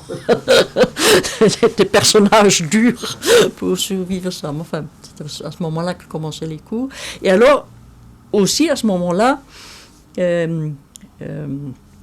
Coremans, de nouveau, coup de pied, nous forçait de donner le cours. Évidemment, on disait, peut pas, on n'avait jamais fait ça, et vous allez donner cours. Sinon, vous pouvez aller ailleurs. C'est très clair. Alors, on donnait cours. Et de nouveau, évidemment, hein, tu deviens plus grand, plus fort, tu dois te préparer, tu dois approfondir ce que tu racontes, parce que ce n'étaient pas des débutants. Hein. La condition était que les personnes étaient déjà attachées, d'une manière générale, attachées à une organisation nationale, un institut quelconque, et devaient avoir un minimum de 3 ans d'expérience. Donc très souvent, c'était des gens qui avaient plus d'expérience, des gens bien critiques, alors tu nous vois là dans les cours. Il fallait vraiment s'y mettre. Mais de nouveau, je n'ai que profité de cette situation. Et on nous forçait aussi d'écrire un syllabus de ces cours. Ça a duré des années. Enfin, moi, j'avais le mien relativement en relativement peu de temps, ce qui était très utile. Encore maintenant, enfin plus maintenant, mais jusqu'au bout de ma carrière, si on me demandait de donner des cours dans le contexte polychrome, j'utilisais ce syllabus longtemps. Oui, alors, donner cours, évidemment, c'était utile, j'ai déjà dit, approfondir ses connaissances, mieux définir ou traduire les expériences professionnelles très pratiques dans une théorie. On en a parlé tout à l'heure hors caméra. Lorsque tu donnais cours, en fait, c'était quel type de cours? Ex cathedra? À ce moment-là, c'était très ex cathedra. Parce que les étudiants travaillaient dans les ateliers aussi, donc on les voyait toute la journée. Et les cours étaient ex cathedra. En plus, on n'avait pas l'expérience. Je crois que tu dois avoir beaucoup plus d'expérience didactique pour organiser un séminaire avec un dialogue qu'on avait à ce moment-là. Hein. On avait un cours préparé et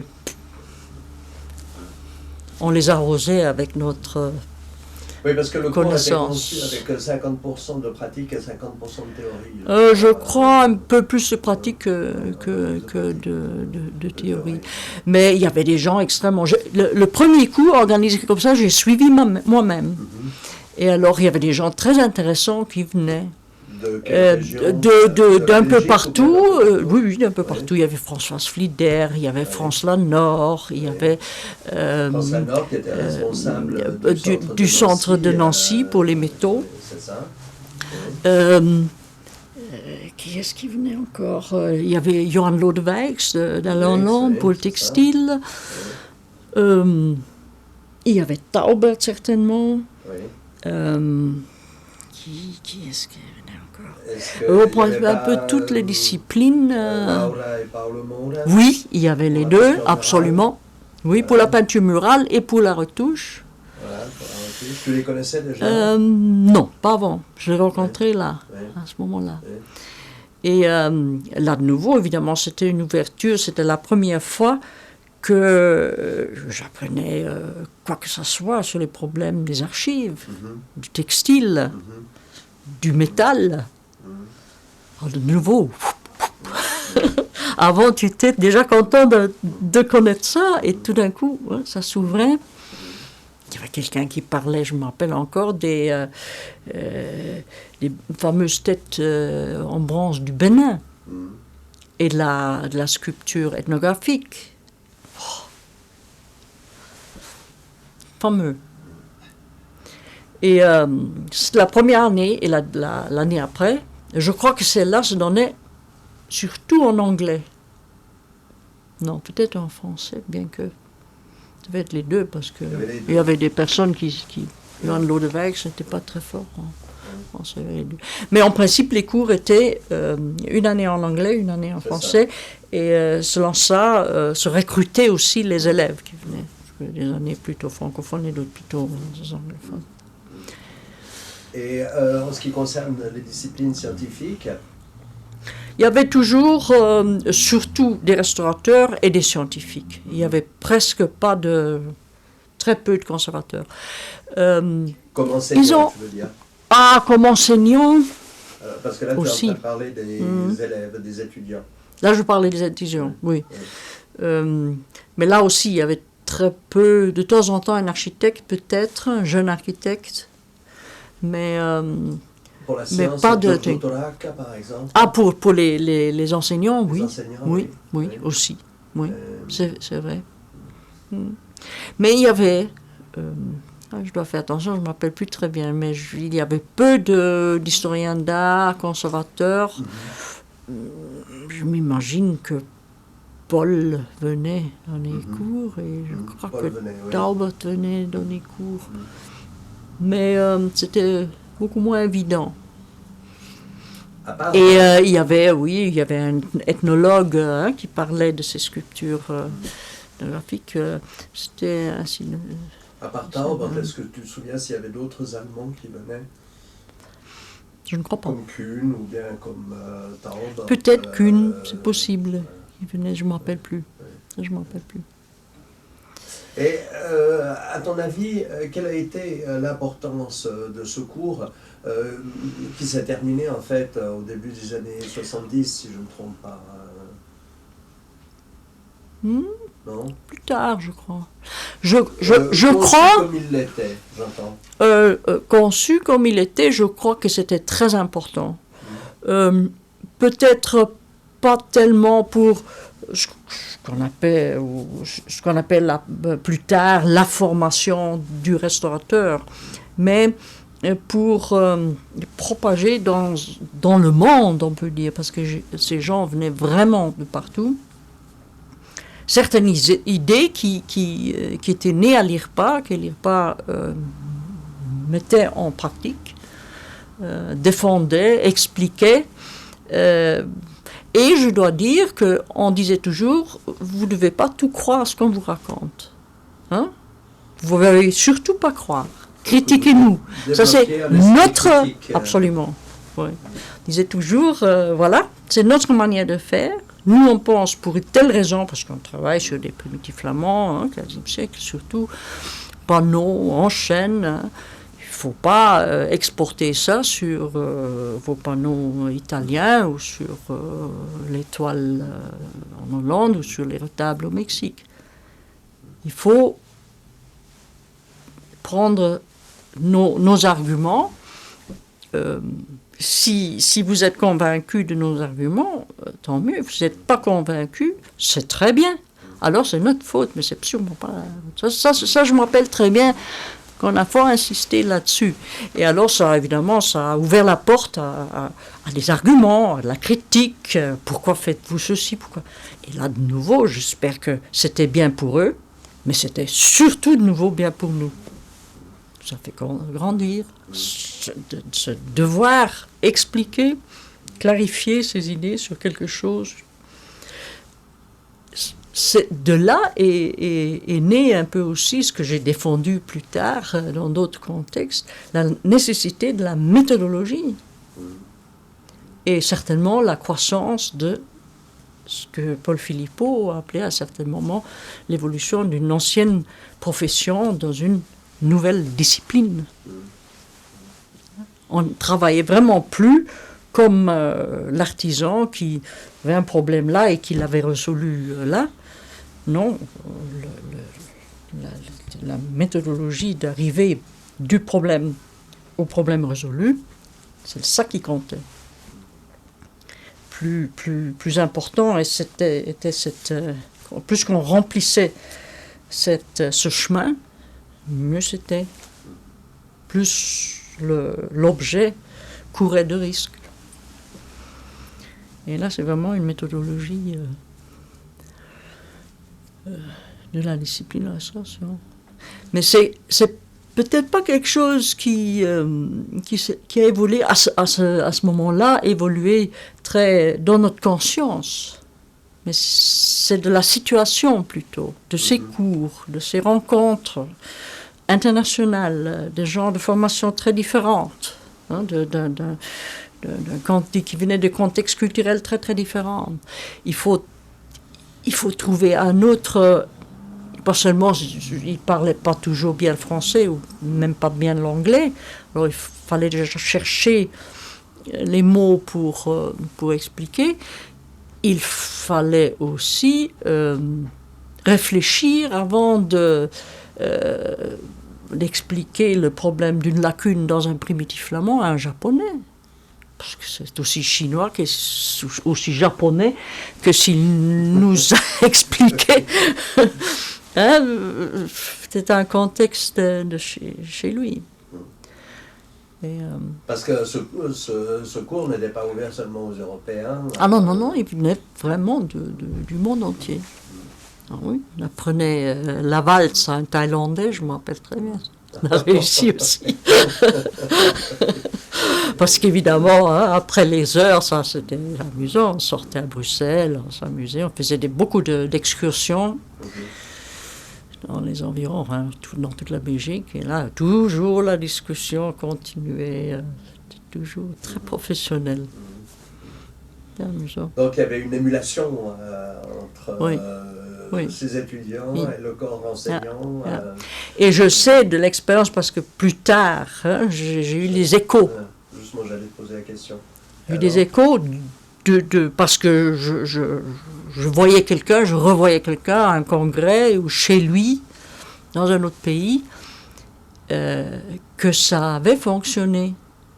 Hein, qu'il a pris avec lui ou avec elle quelque chose qu'on avait élaboré ensemble et qu'il a certainement essayé, qui très souvent a été très bien traduit dans la situation locale et a évolué. Est-ce qu'il y avait des règles théoriques de la conservation et de la restauration qui étaient appliquées à l'époque de manière claire et précise? Mais je crois que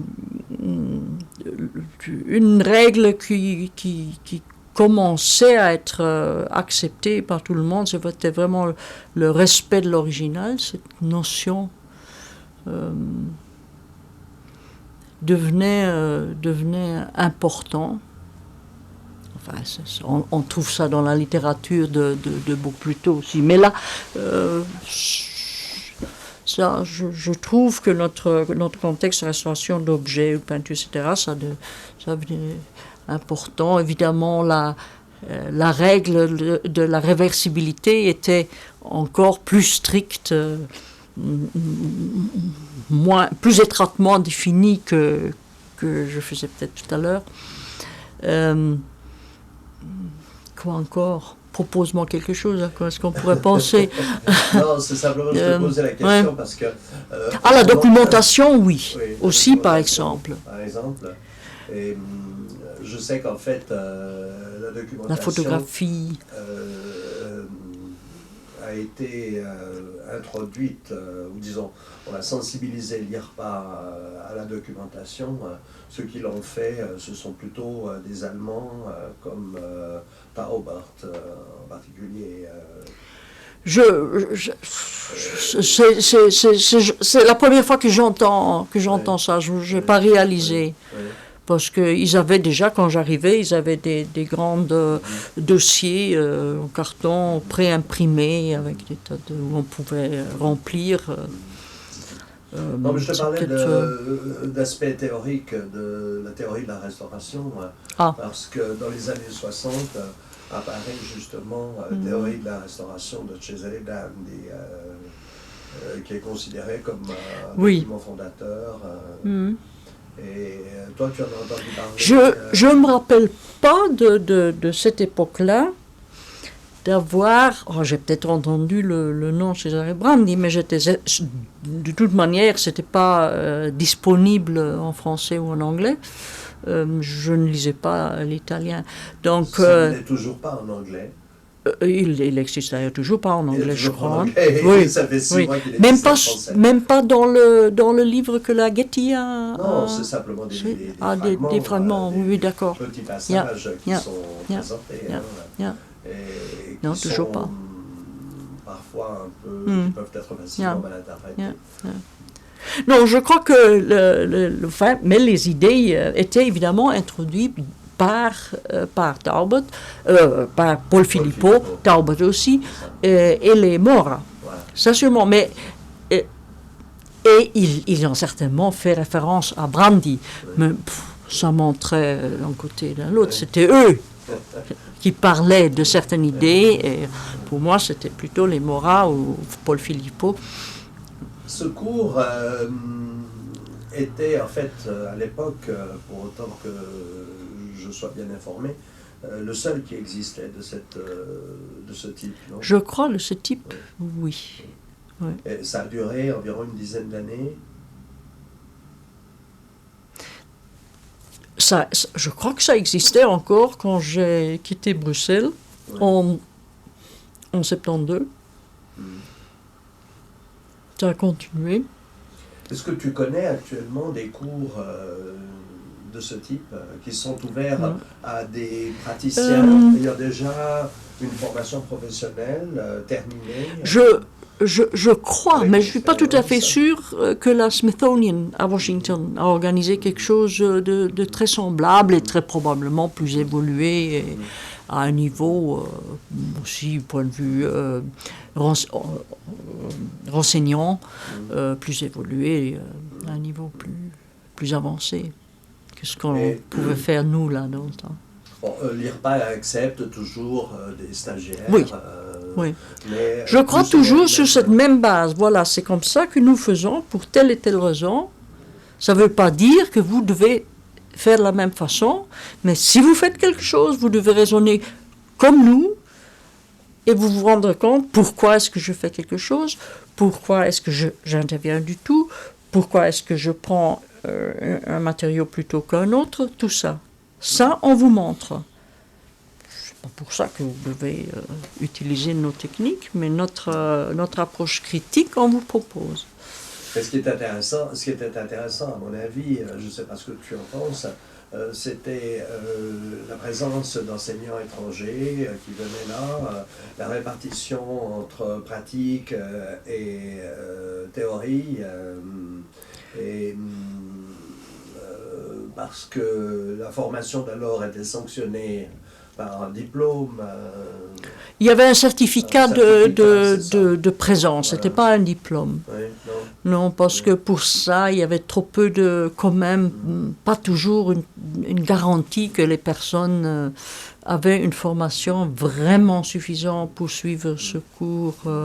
Parfois, il y avait des raisons politiques, des raisons de l'UNESCO pour les prendre.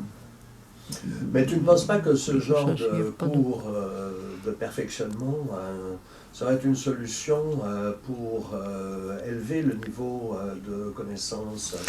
Maintenant, enfin, là, il faut savoir que je me suis battue pendant des années pour une formation régularisée à haut niveau pour le restaurateur. Et là, je reste là-dessus. Je ne bougerai jamais, et pas seulement dans les pays soi-disant développés, mais tous les pays. Je fais pas de... Ça ne veut pas dire qu'un restaurateur qui a une telle formation, Académie de Stuttgart, qui a travaillé pendant autant d'années comme restaurateur, ne soit pas offert un cours de recyclage, par exemple, de remise à point des connaissances, je ne sais pas, 8 mois c'est peut-être trop long pour les congédier, bien que moi je pense qu'un directeur du musée serait, ce serait une bonne investition de capital d'envoyer son restaurateur de temps en temps dans une espèce de sabbatical, de réaffirmer ses connaissances. Pour le privé, tu sais mieux juger, mais enfin, c'est compliqué. Il faut peut-être donner des bourses ou aider. Oui, parce qu'en fait, c'est mais très bien. La formule la formule de ces cours, d'organiser de cette manière-là, peut-être dans une institution qui a les possibilités des ateliers, il y a des cas sérieux, pas des cas didactiques, mais vraiment la pratique quotidienne, ou des chantiers pour ça. Et la possibilité de prendre ça à un niveau théorique également, parallèle, ça me semble excellent. J'allais dire justement, tout ça est très joli, d'insister pour que la formation des restaurateurs soit plus développée et atteigne un niveau de type universitaire. Mais c'est bien lorsque ces restaurateurs entrent dans les institutions, lorsqu'ils se trouvent dans le privé, qu'est-ce qui se passe parce qu'ils auront quand même un minimum d'exigences sur le plan économique, financier. Et ils vont se trouver en but à une concurrence qui pratique des prix beaucoup plus bas. Pourquoi ? Qui pratique des prix beaucoup plus bas. Les non font. Oui, aussi longtemps qu'on a cette situation, évidemment. Ouais. Mais il faut quand même espérer que ça soit que nous arrivons lentement à la fin de cette situation. Et maintenant, on voit déjà dans la nouvelle histoire, si tu veux, mais tu sais qu'il y a une loi dans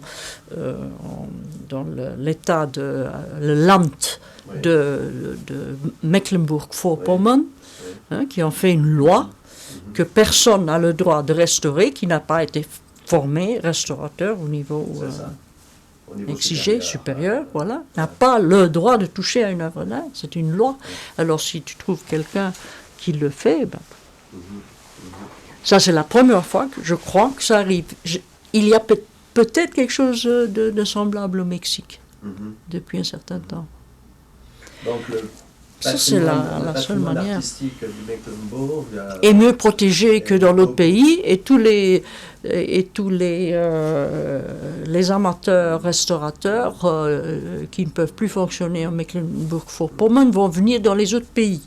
J'ai déjà passé ce message, par exemple en France, liberté de mouvement, recommandé, gardez-vous. Parce qu'il y a une armée d'amateurs qui ne vont plus pouvoir fonctionner en Mecklembourg-Vorpommern. Enfin, ils vont peut-être arriver dans d'autres pays, en d'autres landes allemandes d'abord, mais... Et,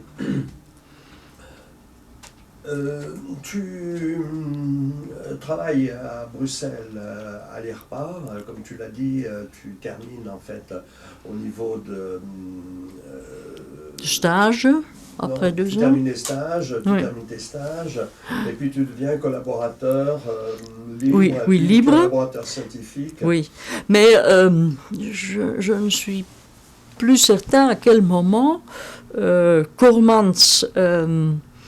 donc ça devait... Cormans est décédé, tu te rappelles ? En 66, je crois. Non, pas plus tôt, je crois. Ouais, je crois plus tôt.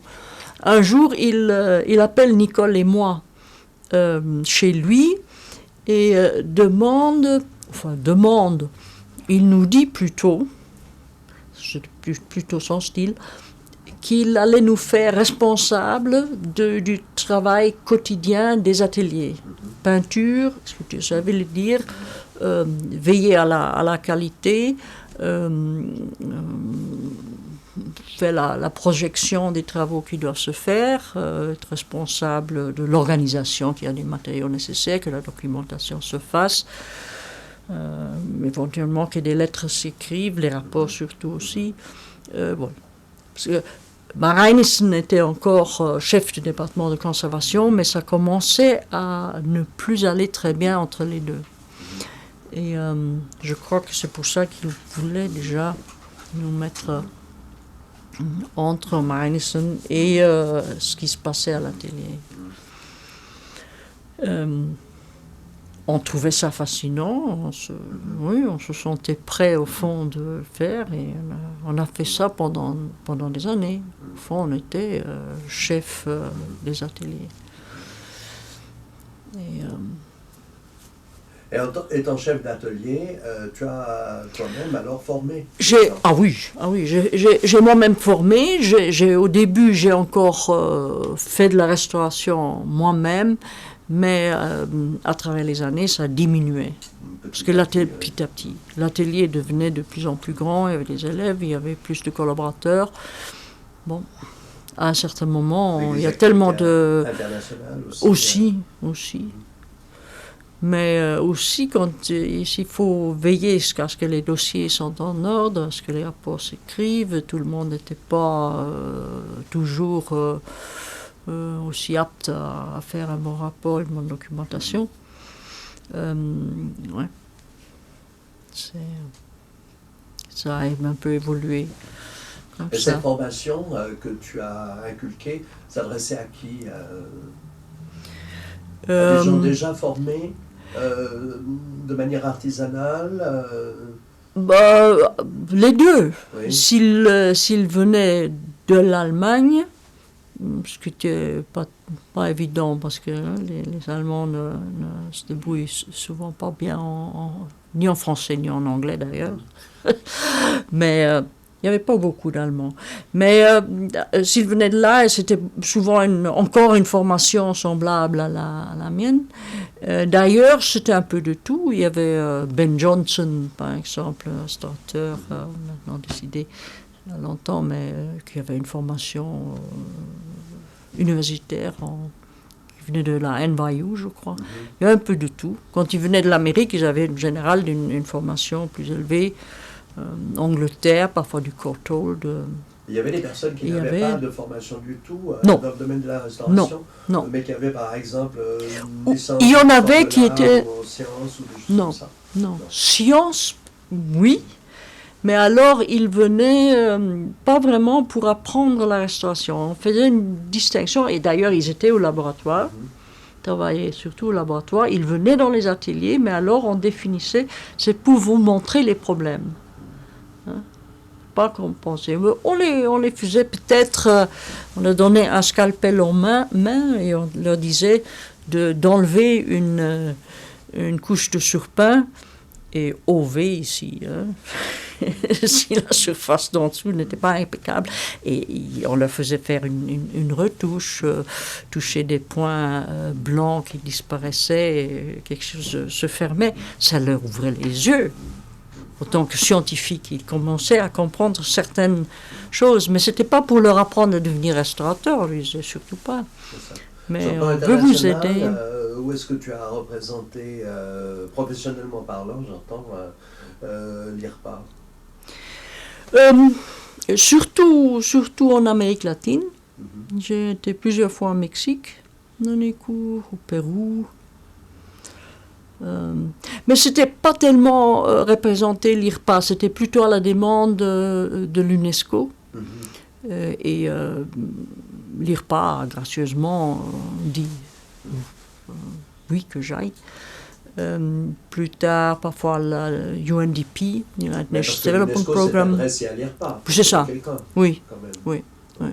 Bon, parfois à moi. Après que j'avais fait quelques missions, c'est moi. Alors bon, j'allais chez le directeur, je dis voilà, il y a une demande, est-ce que tu trouves bien que j'y aille? Et la première approche ou les premières approches de l'art sud-américain Ah, ça c'était extraordinaire. Parce qu'on part, on est raisonnablement expérimenté et on se sent un professionnel, en Europe, c'est déjà un peu reconnu. Alors on part là-bas comme UNESCO expert. Ça. Et on arrive là et ça dure peut-être 1-2 jours. On arrive avec son syllabus déjà traduit en espagnol parce qu'on parle français, mais le syllabus est donné, on parle uniquement des techniques européennes, on parle des matériaux uniquement à la disposition des restaurateurs en Europe.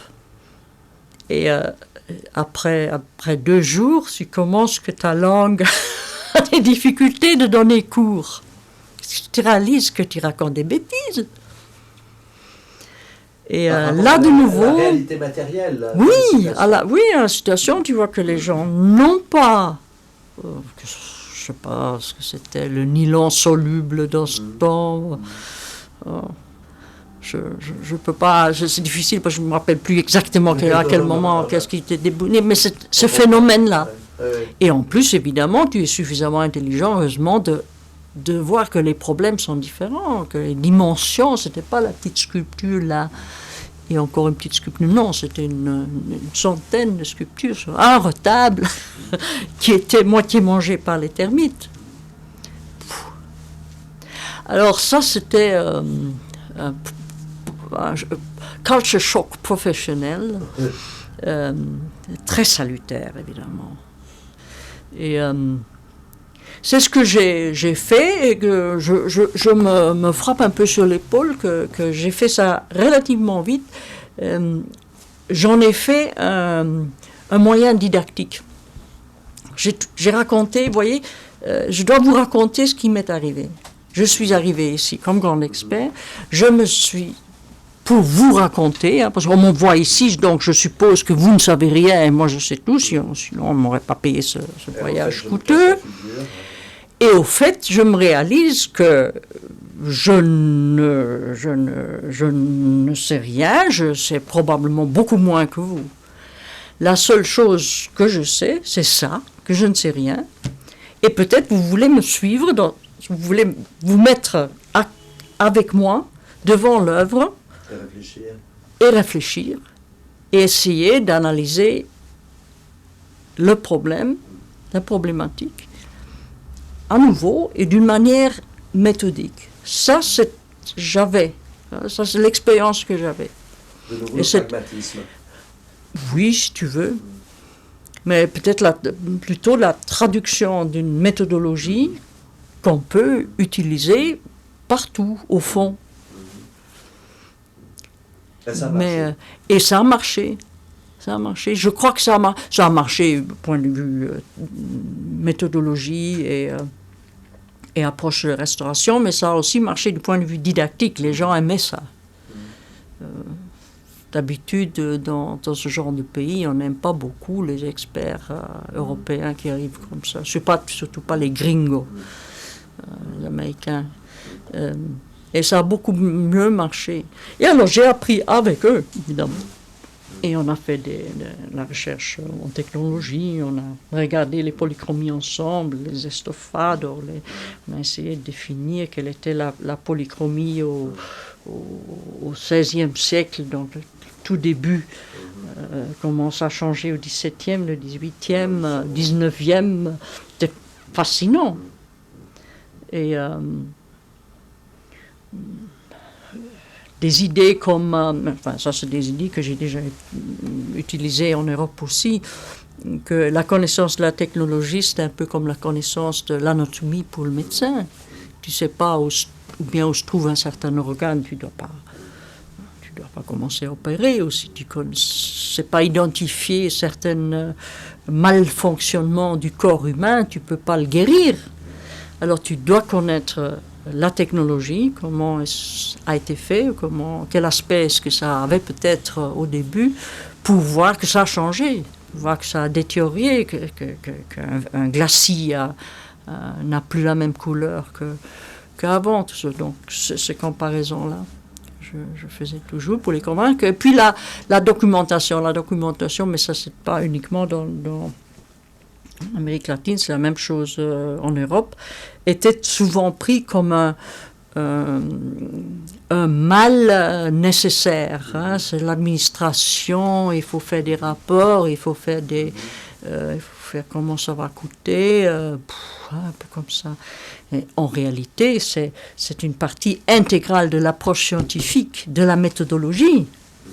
Hein, si tu veux faire un chemin de nouveau, voici le problème, et à la fin, il faut espérer qu'il y a une solution à ce problème. Il y a un chemin à faire, que j'appelle ce chemin méthodologique. Là, il faut... D'ailleurs, les chimistes le font quand ils regardent. Hein, ils ont un livre de laboratoire où ils notent les observations, les moments d'une analyse, les réactions, etc. C'est ça, la documentation. Et les observations du restaurateur, ce n'est pas un mal administratif qu'il faut vivre. C'est intégral dans l'approche de la restauration. Quand tu as commencé chez Wilhelmsen vous a tout de suite mis à la documentation. Yeah. Il faisait une documentation. Il faisait une documentation. Il faisait un diagnostic auparavant. Oui. On faisait nous-mêmes la photographie, ce qui était très important aussi, parce qu'on sait ce qu'on photographie et pourquoi. Plus tard, à l'IRPA, c'était le service de photographie, et on avait un mal fou à faire comprendre aux photographes pourquoi on voulait quelque chose photographier, qu'est-ce qu'on voulait documenter. Ce n'était pas la faute du photographe, c'est la faute du restaurateur qui était mauvais en communication, qui ne savait pas bien expliquer. C'est encore souvent comme ça dans les institutions. Quand c'est pas... Oui, peut-être. Non, parce qu'effectivement, je pense toujours à la situation du restaurateur privé, parce que je crois qu'ils sont quand même une grande majorité dans le domaine de la restauration par rapport aux restaurateurs qui travaillent pour les institutions. Et je considère quand même que toujours les restaurateurs qui travaillent dans les institutions, parce que je l'ai fait moi-même, sont des privilégiés. Ils sont certainement des privilégiés, je ne le pas. Mais j'ai souvent, jusqu'en Hollande, discuté avec des restaurateurs privés là-dessus.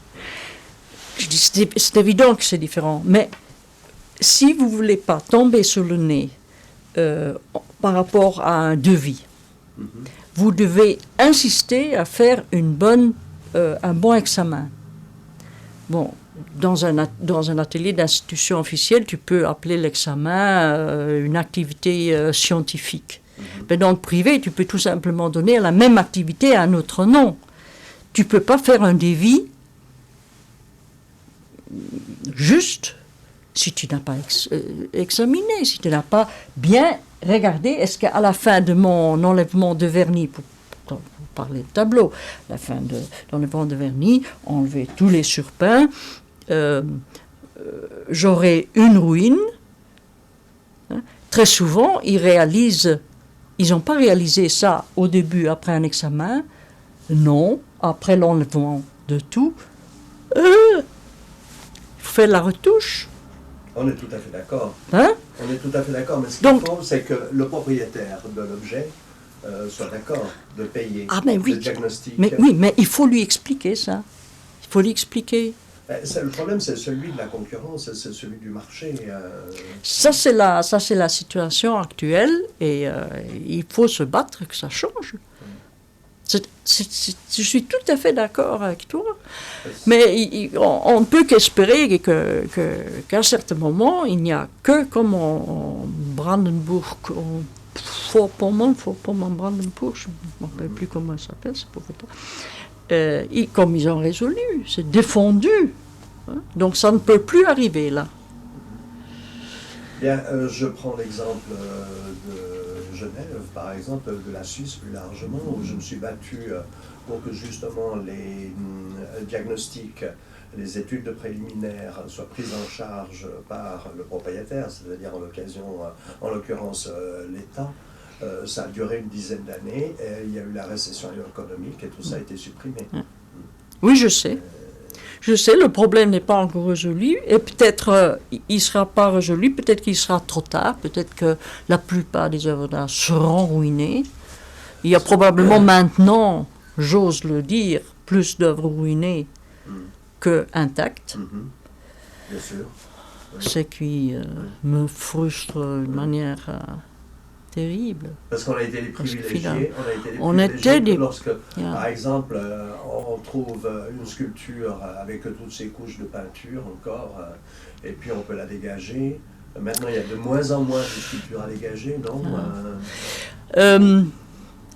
Je ne sais plus, parce qu'au fond, il y a très très longtemps que je ne suis plus dans le contexte de la sculpture polychrome. Mais il me semble qu'à un certain moment, on s'est réalisé dans cette discipline que le dégagement comme il faut d'une polychromie n'est plus faisable. C'est plus payable. Hein. Donc, ou bien on le gratte et on gagne sa vie, ou on ne gratte pas. Et on gagne sa vie en faisant 10 sculptures. Mais on ne les gratte pas, on les nettoie, on fait un traitement cosmétique peut-être. Mais, et je crois que ça a fait un peu école. Je crois qu'on est devenu beaucoup moins interventionniste qu'on était, certainement de mon temps, probablement de ton temps aussi.